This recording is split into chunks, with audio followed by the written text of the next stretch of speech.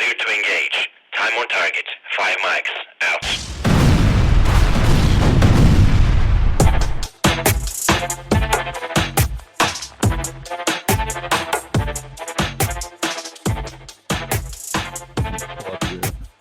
Something like that. I don't know. We were Reagan and I were just talking about that crap with Trump and Zelensky on X, and just Right. wild, man. Wild stuff. Pretty wild. I was talking about this in our little other group chat that you're not on.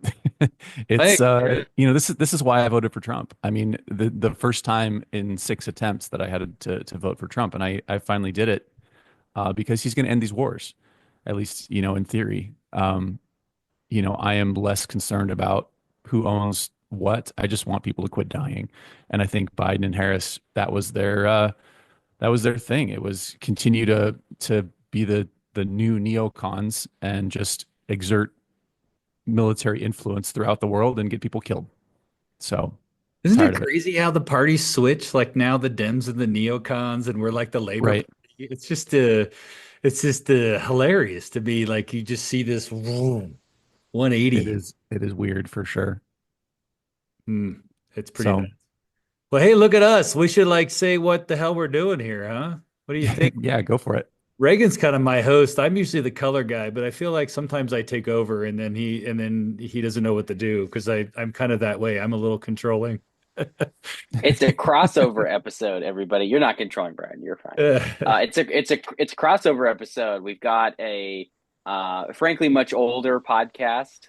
You guys started in 2019 with the Rational Republican, and Yep. then started in mid. No, I think actually we started in the spring of 2024. Is Crosstabs. So we've got a great crossover episode. Hollywood loves a crossover episode when multiple shows all come together. I think about the superhero shows, when Flash and Arrow would cross over, but there's Right. there's many more versions of that. You could have the Chicago show, Chicago Fire, Chicago Police, Chicago Med all crossover. Lots of great Give it a lots of great slot. Hollywood crossover stories. Any other podcasts on, but Simpsons, Family Guy, they did Jetsons, Flintstones once. There's some classics for sure. Oh yeah. Well, I'm glad we're putting ourselves in the same vein as Hollywood crossover. It works for them, right?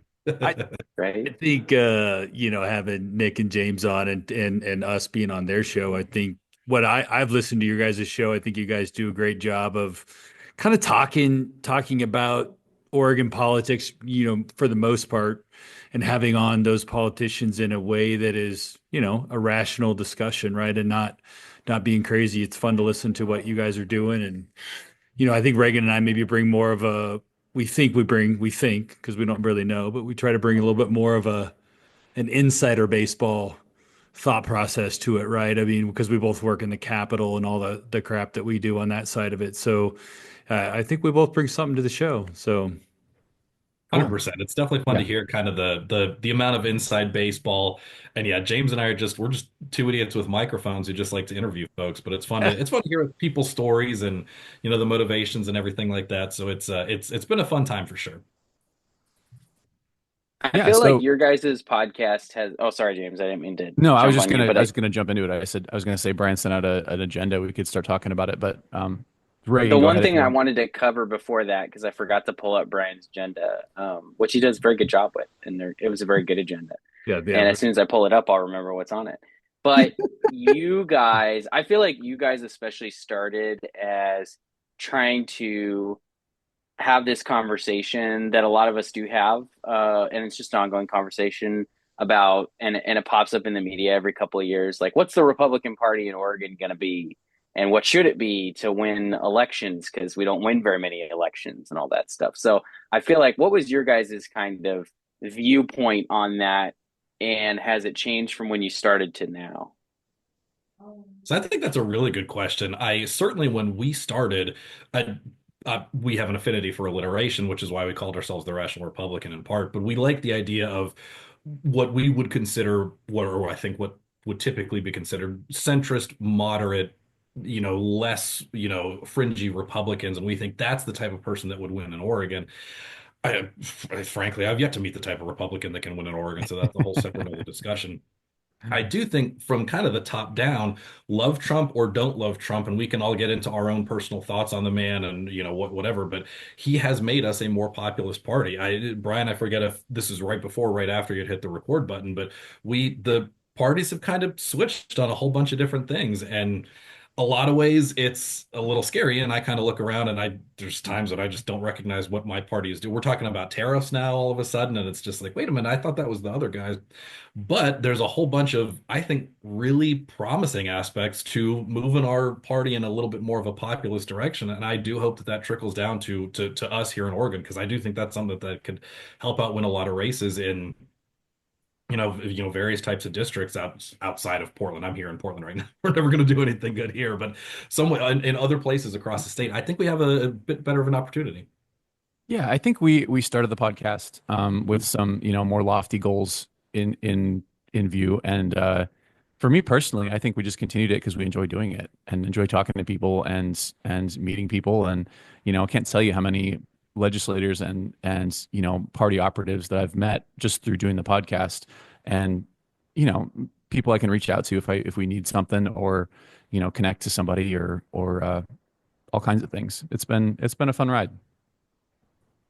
That's great. I was just jealous of all you guys having podcasts, so I just figured I would throw Reagan's co-host off and then take his place. So that was kind of my strategy. So my strategy is always, find who's in my way and then go murk them and then take their spot. So Right. that's usually just how I've moved through my life, and it's worked out pretty well so far.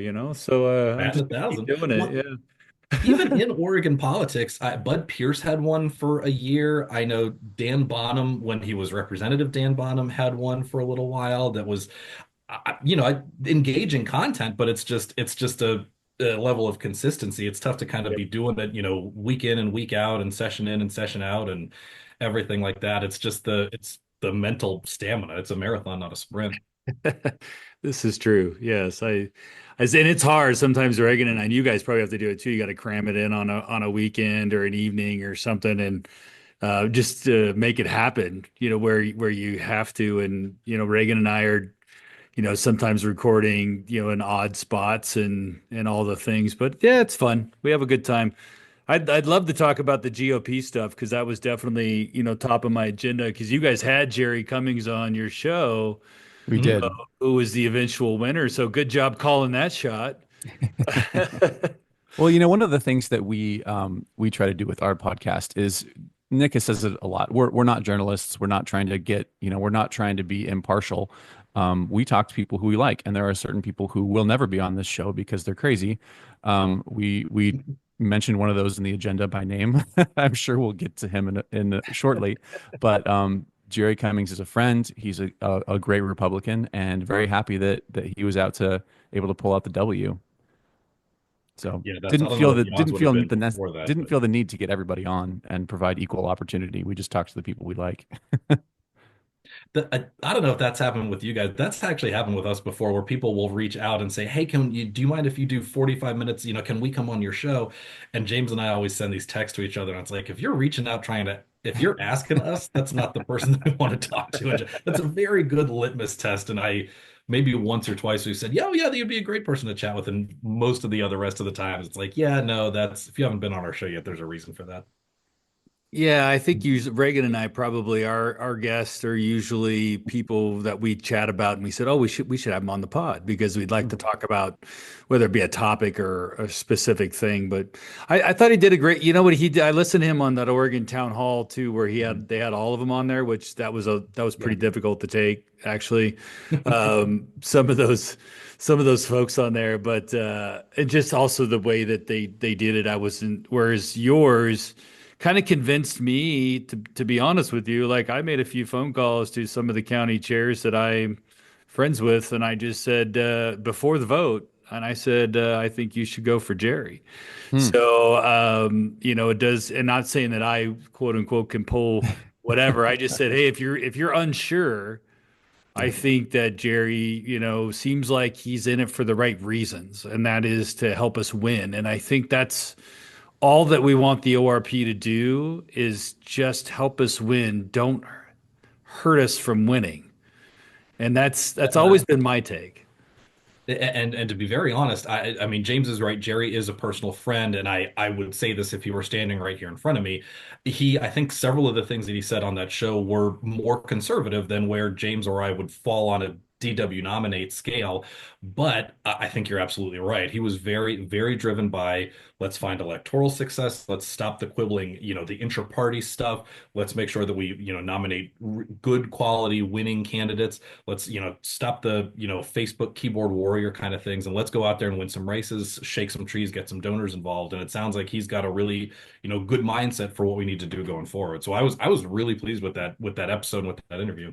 And I've said it a number of times, maybe not on the podcast, but I look at political affiliation not as just like a two-dimensional left versus right, or a one-dimensional. I look at it as two-dimensional. Of there is a y-axis to this graph, and that is your craziness. So you can be anywhere on the left-right spectrum and be crazy, or be, not crazy. And I think, like to Nick's point, Jerry probably is more further to the right politically, but the dude's solid. And you can get along with people who disagree with you, who are not just trying to cause problems. And I think that Jerry definitely fits that. Others, not so much. Well, I hope you're right. I definitely the vice chair, Connie. I know her. She's Deschutes County Republican Party. So I've known her for a while, and I think she's going to be a great backup for Jerry and help him because she just loves to be involved. And I think that's kind of what you need. And I don't know the other two really at all. Treasurer usually gets in my way when trying to run campaigns because they don't get money out the door fast enough. So that's one thing, Jerry, you can work on is if you're helping us with mail and doing other things, you got to move the money. If you can figure out how to ACH stuff, you can move money. I know, Glenn. Backstabbing will never end, though. I'm afraid of that. I think that happens at both parties because it's just with activists. I think you're always going to get, like you said, the far right, the kind of middle right, and then the barely middle right, that are all Republicans. We're probably going to have some of that still. That's okay. I always try to tell everybody, I'd love your guys' thoughts on this because I try to tell people that want to help me with campaigns or help us win. I always just say, you have to kind of choose your lane.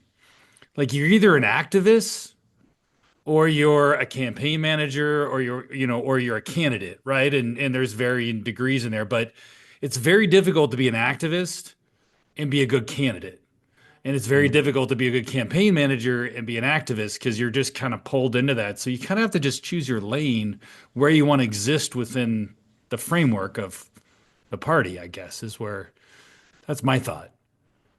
That's if you have a toolbox and every single thing that you pull out of there is a Phillips head screwdriver, that's not going to be a very effective toolbox. But if you have a toolbox full of, fundraisers and, Saturday morning block walkers and, polished business owners who are getting ready to run for office, I think that you're exactly right. I think that, a lot of times we talk about candidate recruitment and like, oh, we got a great candidate that really fits the district and, got some good ideas and all these different things. And that's wonderful when you can have that in a party. It's wonderful when you can have that, all over the state for seats up and down the ballot. But you really do need the whole toolbox. And I think Brian, I think that's really frankly a very good point is you want to get everybody in there who is passionate about what they do and understand kind of how their specific cog fits in the wheel. I think everybody, we'd all like to be president of the United States. We'd all like to be Donald Trump and yell at leaders of Ukraine in the Oval Office. But for some people, if you're a money person, that's great. That's a really important role too. If you're, a business owner and you're going to host town halls, that's great. That's an important role. Yeah, and I think Jerry definitely has picked that lane. If you've been on Facebook in the last 12 hours, you'll be aware that I spent a good couple hours with him last night, one-on-one, for Jerry. We were at an event and Jerry had his car stolen, and the only people there were headed the wrong direction. So I ended up waiting for the police with him and then to give him a ride home. So we got a good 2 hours of one-on-one time last night. But he mentioned specifically he has no interest in running for office. He says this is my role, this is my calling, is to be party leadership. He says, I'm not going to go run for Senate. I'm not going to go run for governor. He's like, that is not my lane. So just kind of, it's good. I think Jerry definitely fits that bill. James, you had all this time, you didn't record that? Yeah. Well, I didn't have my equipment. Wait, well, you don't need that. You just write on your phone. Just put, Just yeah, put it on my just the phone. phone. Yeah, I don't know. Unless it's an So, Android. conversation between James and Jerry on the ride back home. Ignore the engine noise. That'd be kind of fun. Great podcast. Reagan's got this. He's got cool little microphones now on his phone, and we can do a remote podcast together now. So if we're rolling around the Capitol, we can stop into a closet and do a podcast. So we're gonna start dragging legislators in when things get hot and heavy. We get closer to June where we can like, hey, come tell me, especially when they're all pissed and they come off the floor. That's usually when you want to grab them and say, so what'd you think about that vote? And just let them go off. Well, it's like our very Yeah. first Dorchester where we were recording. We had a closet upstairs in one of the rooms, and we would grab people off the floor and bring them up. And it's like, welcome to our closet. Would you like to sit down and have a conversation? So Those good are the times. good old days. Good Do times. you streaming live from Dorchester? What year was you? What year were you guys doing that? That was 19. I think See, it that 19. was. Yeah. I mean, that's pretty early, and now it seems like that's much more common. You'll have radio live at these events and stuff like that. But I feel like back then they didn't do a ton of media, at least in my era. Maybe they did it before then, but I think especially a lot of this new media stuff, it has to be part of what we're working on. I don't think it's the be all end all. Like I will actually tell candidates I'm starting to become an old man. I'm pretty anti social media. I think a lot of voter persuasion does not happen on social media. It doesn't. There's a little bit and stuff on the big campaigns that you need to do. You got to be there, but a lot of it, I'm big on mail, big on texting, and then knocking doors and making phone calls. I think that those things matter a little bit more than, you know, 100,000 social media impressions, 100,000 display ad impressions in a lot of ways. And TV, of course, Brian. TV moves numbers. Got to have the TV there. But not every race is going to have a TV budget or even a way to buy TV, right? Or the right TV market. So, and I think that getting sort of, I took us off on a tangent and bring us back. I think that's the part of it that I think is kind of understanding. You're talking about Jerry understanding his role at the ORP and the folks that actually didn't do very well in the election for ORP chair, at least from what I saw. I didn't have the final vote counts, but I did see what Bennett was tweeting. He got like 17 votes the first round. I think Joe Ray was below him or maybe just above him. But I mean, those are pretty low counts, all things considered. And then he was out the next round after that, and he only had like 12 votes. And so at that point, things were shifting away from him. And of course, he had tweeted the week before that he believed that he had the majority or at least the plurality of votes. And that wasn't even true. Even if you didn't have to revote the first vote, he did not get the most. He did not get the most votes. So that's where I think it's really interesting how a lot of these elections, you have guys like Bennett Olin and others who do not look at the ORP chair position as a logistics party building position. They're looking at it as a stepping stone to something else. And but they're doing that on purpose, right? Some people get into it and then it turns out they're really good at the job and then they move on and they do other stuff. You'll see that happen from time to time, right?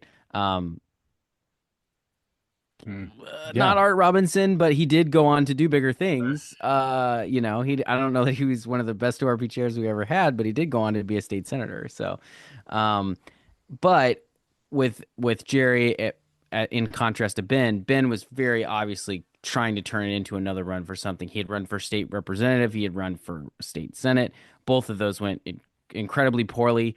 Mostly because he picked really hard districts to win. Honestly, he was just like, let's pick a district that Republicans haven't won in a long time, and then let's try to run that and see if we win really well. And the one he got in the closest was the Walters race. And I think he did as bad as any Republicans ever done in that race. But that district's been trending away from Republicans for a while. Julie Parrish was the last one to have it. She was a much more I would say not traditional Republican, much more on the kind of liberal Republican side of certain issues and things like that. So she was the last one to hold it. And then after that, there just wasn't a chance for Republicans to hold it. And so he's like, let's pick the unwinnable seats and really focus resources there. And of course, he had, attacked my dad and Brian for not pouring pouring money into the Rob Wagner race against Rob Wagner, which of course was very unwinnable. Can't believe you guys didn't do that. Why wouldn't we Ben do is an that? You activist. know, He To told your them. point, Ben is an activist and right. needs to stay Yes. in that lane. Yeah. Well, or Andy, and I think he's a fight looking for a spot. Yeah, that too. Which is part of the problem. And it's like, which is okay, right? If you're an activist, like be an activist. And we need people to do that sort of stuff. And I remember when, Senator Knope and I met with him and we said, hey, we love it if you want to go up against Rob Wagner. You're not going to win, but you know what? We need people fighting against everybody in every seat. James, this is why you ran in downtown Portland, right? I mean, Yep. we needed people. We need people to take the fight to the Democrats to at least just talk about there is another side to the story, right? It's not just one side. And but we also need them to say it in kind of a, focus maybe on the rational side of stuff instead of the irrational stuff. And I think that he just wanted us to give him 50 grand and if I get 50 grand and I'll raise another 50 grand, I think he raised like $50. So it just wasn't, it was a bunch of innuendos and I'm going to promise you this. And that's not going to get anywhere. And I think it's grown tired with people because I know the chairs I talked to, when I would ask them who you voting for, they said, well, I'm definitely not voting for Ben Edel. Yeah. And so I kind of knew that going in, that I figured it was between, I think we even said this, Reagan, we think it was between Jerry and Angelita Sanchez, yeah. and that's where it ended up being, right? So and I hope Angelita stays there. I think she has some value to the party. She's a good grassroots builder.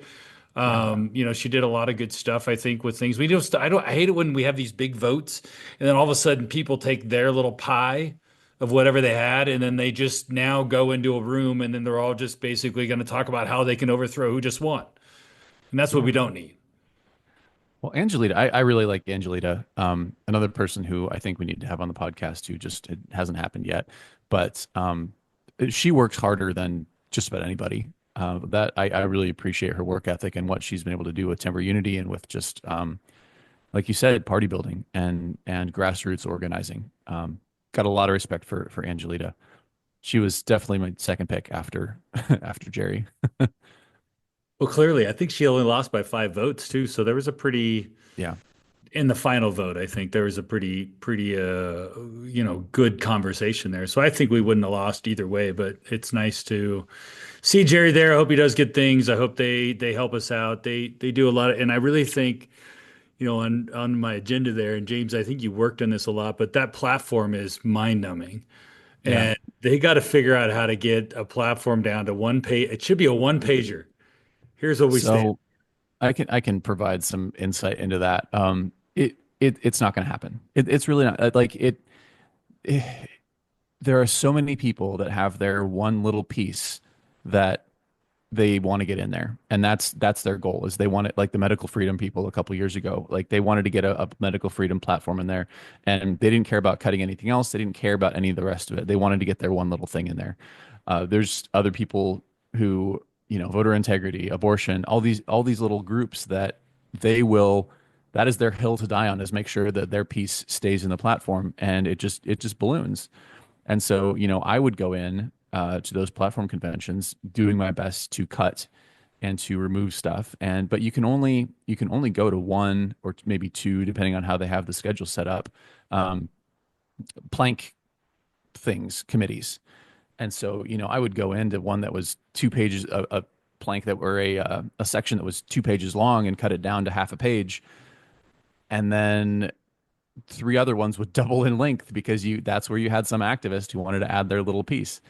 So, what the chair could do, because the chair sets the agenda, if that was something that he wanted to do, the way to cut it out is to strategically set up the committee assignments so that they are conflicting.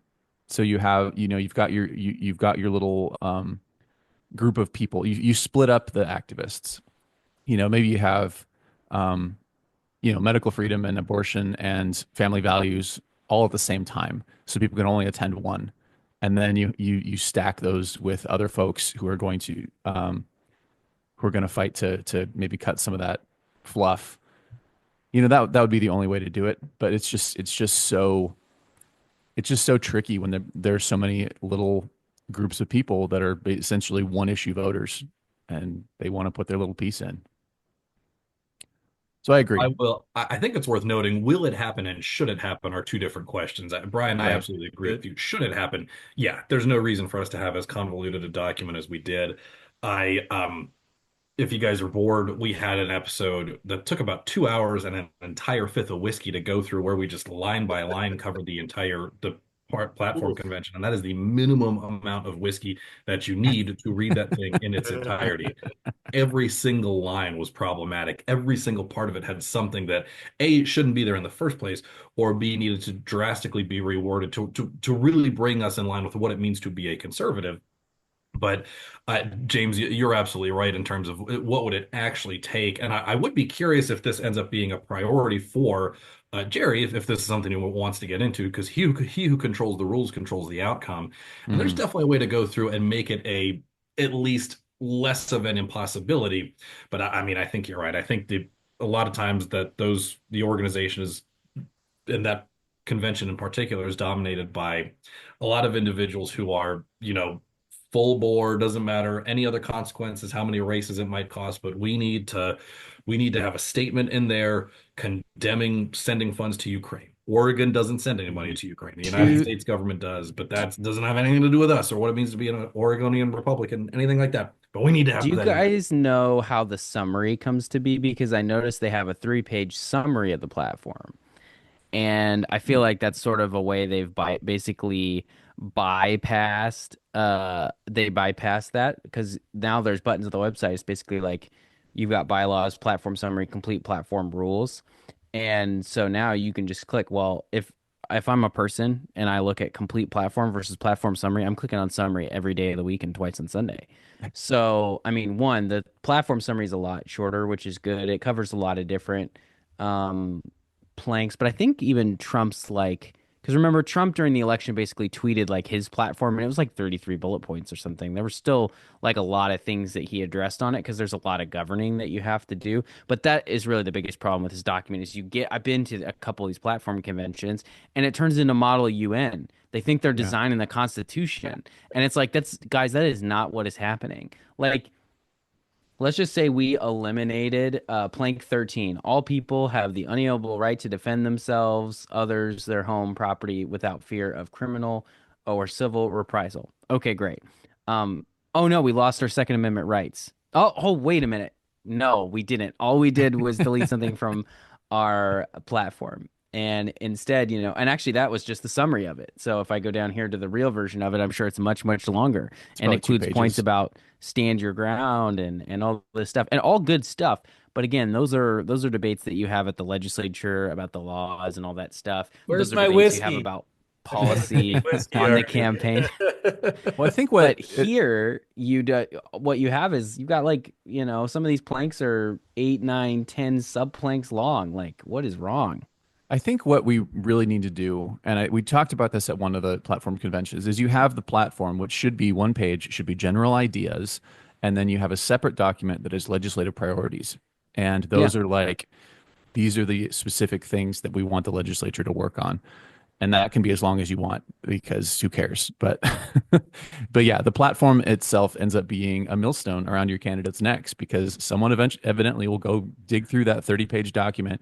They'll find some little piece that the candidate disagrees with, and they'll be like, do you support X, Y, and Z, or something, totally inflammatory? Do you explain this? You're a Republican, and this is the Republican platform.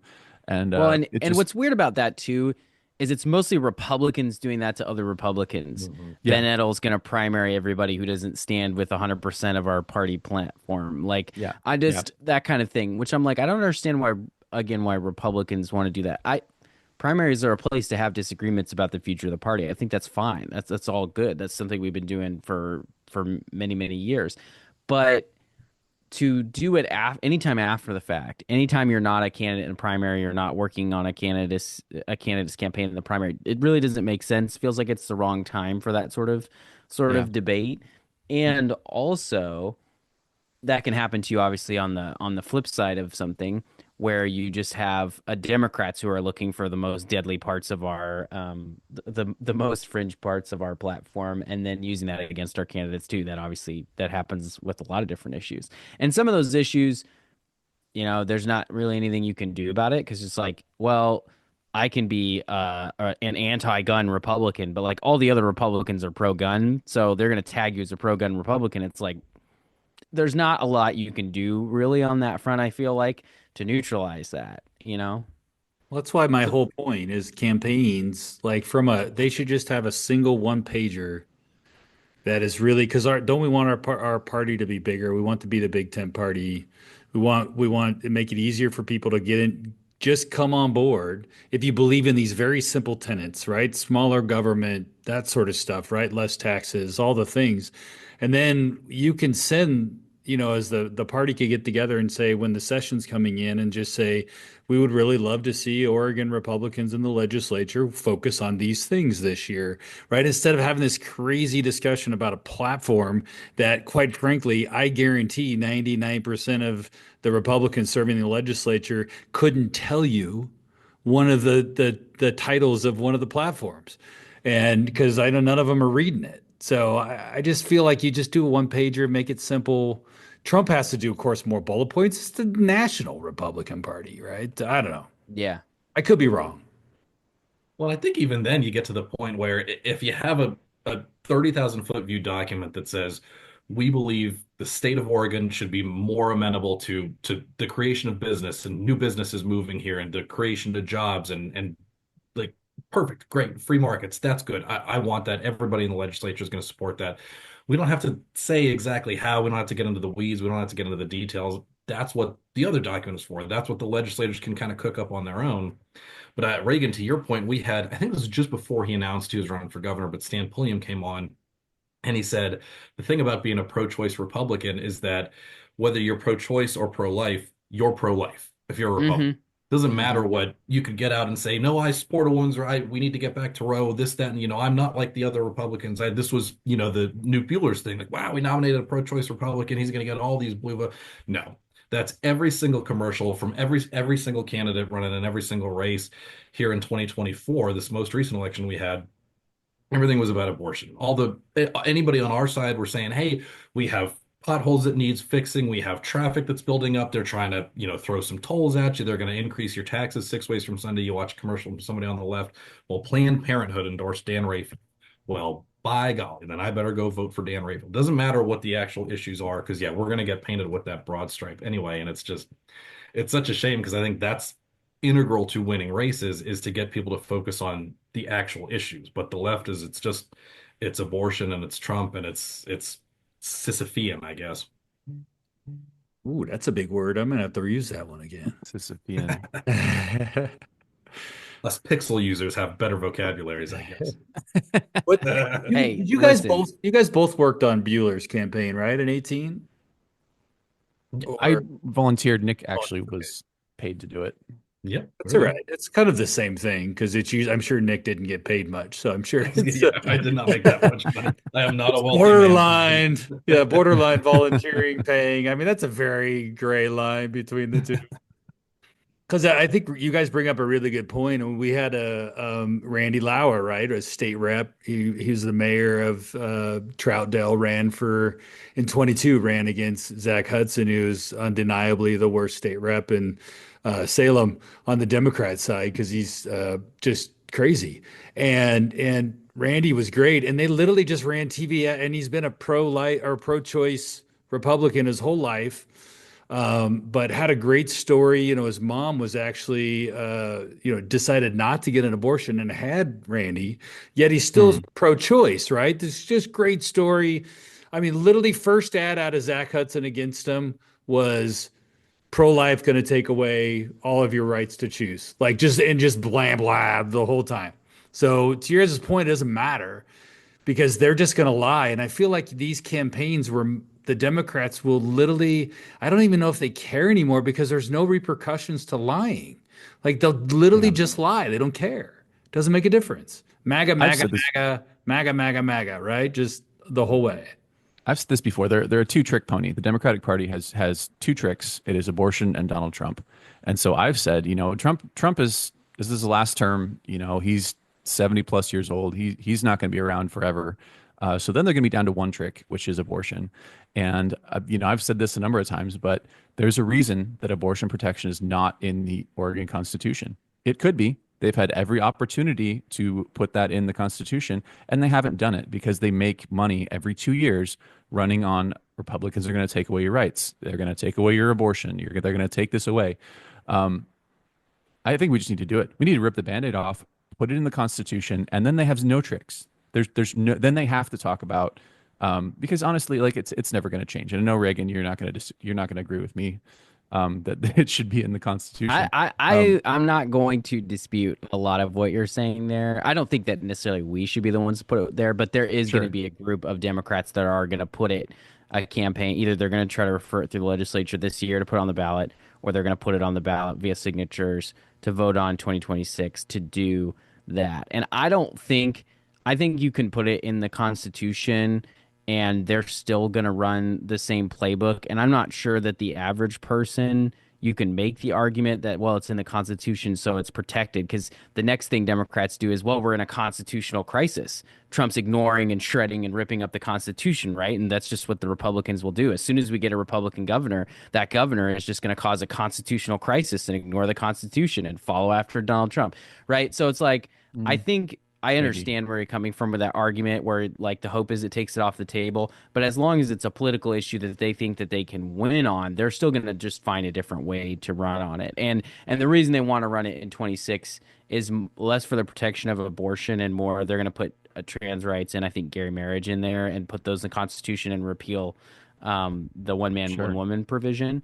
But I do think that, and most of I think that debate politically is just, it's not really a political debate on marriage anymore. You don't really hear it. Transgender issue, though, I think will actually be the front and center of that whole campaign anyway. It'll be a lot less about abortion and marriage. It'll be about the transgender stuff. And I'm very interested to see how that goes in Oregon, because I think the real question is how aggressive can you be on the social fringe issues? Can you get it all the way there, even though nationally Dems did get smacked pretty hard for that particular stance that they took? And a lot of them have stepped back from it and either not talked about it or even, gone a little bit on the reverse in terms of the sports part of it where you're delineating the sports and stuff like that. So it'll be really interesting to see how it plays out. Yeah. But I think a lot of people, I think it's a little over optimistic to say that putting the Constitution takes it off the table. The Constitution, the kickers in the Constitution, Dems are still introducing bills and talking about repealing it and bringing it up as an issue and all that stuff, right? That we can't just say it's off the table because it's in the Constitution. That's a good protection, but it doesn't prevent somebody from trying to change the law. It just takes longer is really what that means. That's fair. I still think that it would help us talk about the things that matter, the disastrous state of the economy, the disastrous state of our government, our corrupt officials who continue losing billions of dollars in just wasteful spending, the homelessness tax that has, increased homelessness here in the metro area, all kinds of stuff. That's the stuff I want to talk about. But as long as abortion and Trump are the two things that they keep running ads on, it confuses, it obfuscates the actual issues that matter. So that's a good point, and you're probably right that it wouldn't take it off the table entirely. So I don't know. I guess we'll see. James, I think you're absolutely right. We're recording this on February 28th, and just this week there was ODOT says we made $1 billion error, and Multnomah County made $104 million error that they now are sending the bill to Metro and the city of Portland for. And it's just like, this is the government that we all voted for. Like, what? Who needs to talk about abortion at all? We have this level of incompetence here. But I'd be curious for you guys' thoughts, because Reagan, I think I saw a poll one time that 69% of not Republicans, but Americans want a place for women in women's sports.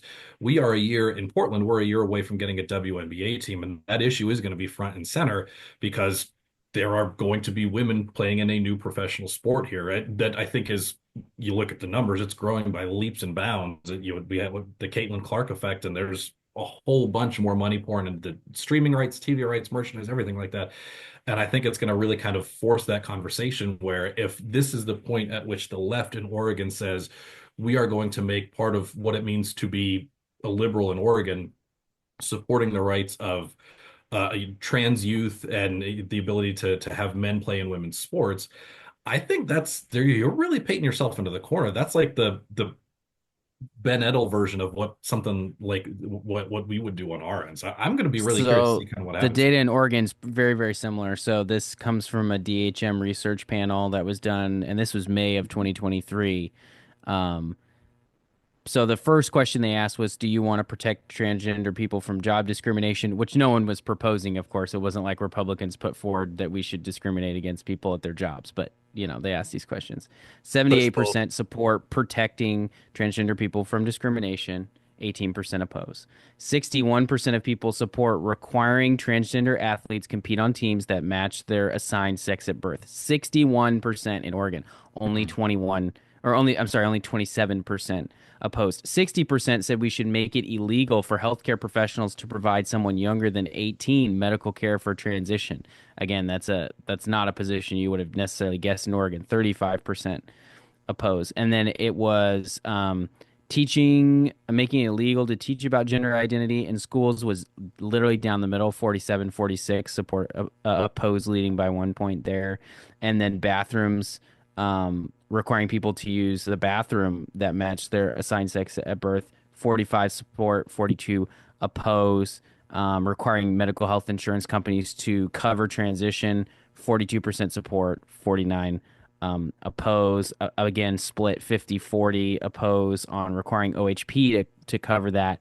And even 51% of people in Oregon said but they also oppose investigating a parent for child abuse if they make someone younger than 18 get a transition, right? So I would say, Oregon is still much more wary of that, of pushing forward on that in most aspects than you might have guessed, thinking about Oregon, California, Washington, and then the Northeast, basically, is kind of the most traditionally liberal parts of the country, right? And so even those numbers surprised me in terms of being statewide. So that's including Portland.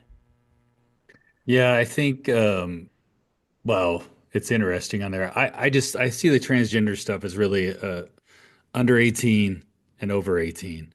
I really just find that we just have to make that delineation right between the two. And I think once you're over 18, and maybe it's not NCAA sports, but even if it's WNBA, let them play. If people don't want to buy a ticket to a WNBA game because there's a male transgender athlete playing in there, like, you know what, that the fan base will ferret that out. We don't have to be involved in that. That's not America. America is, let them decide that. But in the under 18 stuff, that's just kind of where my line draws, is if you're under 18, you're not prepared to make those. You shouldn't be high school sports. All that sort of stuff should just be protected to the gender stuff. I hate issues. I hate any issue where you're telling me 44, 43. I'm like, great. I don't want to talk about that issue because I'm losing either way. I like 60, 40, 60 plus issues. It was where we love to be, and the only thing I'll say on I wasn't really talkative during the abortion stuff, but here's my only thought on it. Ideologically, I'm pro-life and will always be. Practically, I'm a man, so you get to make that decision. But if I did, it would be on the pro side of stuff. But politically, I think there's something to be said for not having that discussion because I don't think it doesn't really help us win campaigns. There's no doubt. And I think to that end, Arizona had that, and I would just give anecdotal evidence is Arizona had remember they had the court case. They found an 1886 pro-life court case that basically outlawed, abortions in Arizona. And then the legislature, and then everybody was freaking out over it, right? And so then everybody in the legislature, and Reagan knows this because he was with us when we were talking to the Senate Pro Tem, TJ Slope down there, who's a state Senate president, Pro Tem, and he had to take a bad vote. He had to take the deciding vote to put the 14-week ban on the ballot, and he did that, and ultimately Arizona ended up picking up another Senate seat, and they picked up 2 House seats. So the reality is they got redder, and I think that helped them politically. I don't know if it helped them, anecdotally or ideologically. I'm not sure about that. But I think it'll be interesting to see how that plays out in the long run. Well, and I maybe I misunderstood you, Brian, but I think what happened was they were voting to repeal the full ban that was on in the law at that time, and Yes. they were already moving forward with a 14-week on the ballot. And what they didn't want was the ban happening at the same time the 14-week repeal because they thought the second one would fail.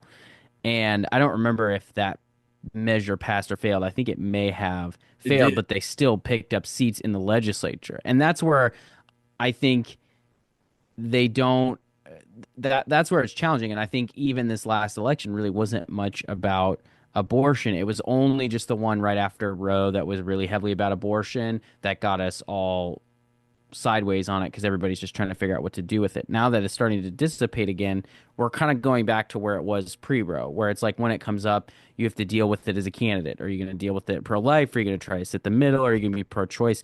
Make those, candidates are going to make those decisions. And, like Brian said, I'm personally pro-life. I think pro-life's a good policy, but nobody in Oregon, including the most of the pro-life folks, are telling you to run on it. Everybody knows that that isn't going to be that isn't voters' number one priority. But for the voters whose number one priority it is going to make or break their vote. And you just have to know that. You have to know that you're going to win the pro-life voters if you tell them you're pro-life, and you're not going to win them if you tell them something different. And same thing with pro-choice voters. The challenge with being a Republican is you also have messaging coming from Planned Parenthood or the Democratic Party at the same time that's going to try to take pro-choice voters away from Republicans who are pro-choice, if that makes sense. Whereas you don't have the reverse. You don't have pro-life Democrats trying to go steal your votes and take them back to the Democratic column, right? That would be a fun campaign to see, but It so we would kind be of did our weird. Trump section. We can zoom back into to how this affects Oregon, but this is going to be one of those new direction of the Republican Party kind of thing. Last week, Trump signed an executive order to both lower the cost of and increase access to IVF, and that was a big issue in the last election. Was all these folks on the left said, "Oh my gosh, I can't believe the right is they're going to try to outlaw in vitro fertilization. I can't believe they're going to take us back to the 1950s." Well, we can have some really good we on our show we had Terry Tipsword, who I rest in peace. That was really sad to hear. We had Paul Drexler who come on, who would D+4, D+9 districts, but was you got a good candidate against a bad D candidate, they're winnable. And I really liked a lot of these folks out there. You put somebody right there, you get them to say, hey, do you support Donald Trump on abortion? And they can say, yeah, absolutely. He just signed this bill, increasing access to IVF. If you're a Democrat, I don't know what you say to that, because if you had this in your head that all these Republicans are these, evil old Monty Burns caricatures who are going to try to come and invade your uterus and take away your rights. And it turns out we're not that party all of a sudden anymore. I think that could be in terms of how things can kind of trickle down here to all of us in our local races in Oregon. I think that could have a really positive effect. I would agree. I think we just need to keep focusing on all the Doge stuff, all the things that are happening, $1 billion disappearing. I think in 24, we're going to find that, or sorry, in 26, we're going to find that when we start talking about the state government and not maybe talking about a presidential race in Oregon, we got a great opportunity to really focus on, I think, what matters to the voters, right? And to Reagan's point, I think he nailed it, is if that voter cares about it's their number one thing is pro-life, pro-choice issue, well, then you're going to speak to those people. And it's really, so we have to not focus much on the candidate and where they stand, because Tracy Kramer, won in 22 and she was super pro-life and is super pro-life in, an area where some people would say that's not, but that electorate is more pro-life there versus like a Terry Tipsword and some of those areas over in Gresham, which are way more pro-choice, right? So Mhm. we just have to really, we don't necessarily, Representative Wallen yells at me all the time and says, we got to start picking the electorate and not picking the candidate. And she's got a good point there where you have to, and really our job is to speak to the people we want to vote for us. Mhm. And that's really kind of what you have to do is really pick and choose. And then of course go get their ballots, which is I think what we're not good at doing in Oregon. And I hope Jerry and all those guys can help us do that. So because that ballot harvesting, we did a really good job when we were when I was running the caucuses in 22, we had a lot of people out there doing ballots and stuff, and I think we were able to pick up a couple of seats because of that. And this cycle, we didn't have that on the caucus level, and I think that really hurt. And we also didn't have it on the local, level like Clackamas County, which I've railed on the new leadership, not the old leadership, because in 22, that leadership team there was very, very good at ballot harvesting, and we were very competitive in Clackamas County in 22, and they were nowhere to be found in 24.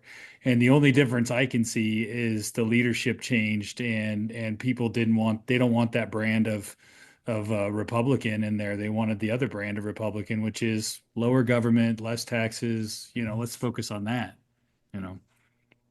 I think that's the truth. I think there's if you heighten the focus on kind of the blocking and tackling issues, and boy, Tracy Kramer's race especially, that was just really unfortunate to have to watch, and now it's cost us in the being in the super minority. But yeah, to the point that you're making earlier, there's a whole Oregon's a big state, and there's a whole lot of broad types of Republicans. There's the me and James types of Republicans. There's the Ben Edel types of Republicans. There's the Jerry Cummings types of Republicans, and that's all great. But yeah, if you can kind of get back to having that focus on the less 30,000 foot view, abortion, tariffs, taxes, all these hot button issues, and more of the, hey, we got to get our ground game going. We got to have our grassroots kind of lined up, and we need to know how to, activate our precinct committee people and everything like that. I think I hope at least there's room for optimism. I think so too. Well, since we lost James, and then he, because he's probably on his Android, maybe we need to get him a Mac, like Reagan just said. He couldn't make his Zoom work, so we lost him somewhere in that last discussion. But I think we're coming in.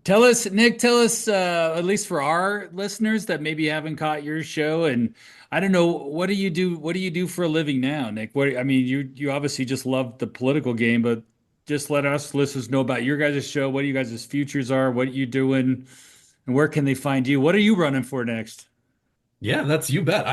Currently I do wealth management. James owns a garage door business, but so obviously this is a passion thing for us. This is just our hobby. Boy, I tell you, I'm the next thing I'm gonna run for is a treadmill over at the gym. I put on about 20 pounds since I had a kid, and it's like, whoa, we got to get rid of some of that. We got a lot of room to go here before the rest of my clothes start fitting. Hopefully someday we'll see about a little ways down the line. Probably not anything in the imminent future. But no, if you we're on iTunes, we're on Spotify, we're on Google, whatever Google Play, whatever it is. But if you just search for Rational Republican, you'll find us. We've been around for 6 years now, 7 years now, whatever it is. Awesome. And we've talked to most of the folks that kind of the key movers and shakers in Oregon politics. They're in Oregon Republican politics, I should say. There's very few Democrats that have come on our show, but who knows? Maybe we'll talk to somebody who's actually in power someday. But it's been a fun ride. It's been a fun adventure. It's a good way to get some doors open. And we always pitch our show as we're just three friends, James and I and Jeff Helfrich or Christine Draves and whoever we're talking to. We're just three friends at a bar, and we're just sitting, talking, laughing, having a good time. And our goal is to show that politics can, even if you disagree with what we have to say, can still be fun. It can still be engaging. You can still learn a little bit. And it's you don't. It's the end all be all is not just what you see that Trump said that day or what Rachel Maddow said. You can get involved at a hyper local level, and you can actually really go and make and have an impact. Yeah, I agree with that 100%. No, I enjoy listening to you guys' show. I think, did you subconsciously say Helfrich and Drazen because they could both be running for the state Senate seat? Yeah, right. That could be the clash of the Titans there. We'll see. We'll see how that one goes. But they're again friends of the pod. They've both been on multiple times, so they're both good folks. Well, and then at least for your listeners, Reagan and I, he's the anchor of the show. I just give him color and yell at my anti-transit mentality on Twitter. So find me on X, Brian G. Iverson, and then our show, yeah, just cross tabs, same as you. All you have to do, I don't know how many people I had to show, like, oh, we're on Spotify, just type in cross tabs and we pop up. Luckily, we thought with that name, we weren't sure like it would pop up pretty easy, but it actually pops up pretty quick. So We'd love to have more of these, right, Reagan? I think we'll do a few more of these as the, it'd be fun to do this a couple of times a year and kind of hear what you guys are seeing and hearing, and versus kind of what we are being the insiders inside the Capitol and stuff that we are there. And but I like to get that feedback, so we're not feel like we're always talking in a vacuum sometimes. Another Yeah, no, thing that Hollywood 100%. loves is giant media conglomerates and mergers. So, the rational Republicans and crosstabs will just merge it into the rational Republican crosstabs, and we'll have that merger there, and we'll build a giant podcast media empire with that, right? Yeah. That sounds like a game plan. No, that's it. We'll certainly be looking forward to it. Definitely, post session, how do what bad things happen, who's getting ready to run for what. I think there's a lot of opportunities, so we'll definitely get to keep doing this. Oh, hey, look, James came back. He can say Yeah, goodbye. sorry. My thing crashed. We were just signing off, so why don't you? We were just All right. we already talked about ProLift garage doors. We didn't give the phone number or anything. So, but we're trying to hit some sponsor hits for you for sure. I appreciate that. Thank you. It was a good time, guys. Yeah, for sure. Sorry, I missed the last 10 minutes or so, but Don't worry about it. You can listen to it at. I will. Yeah, I will. Tune in. All right, take care.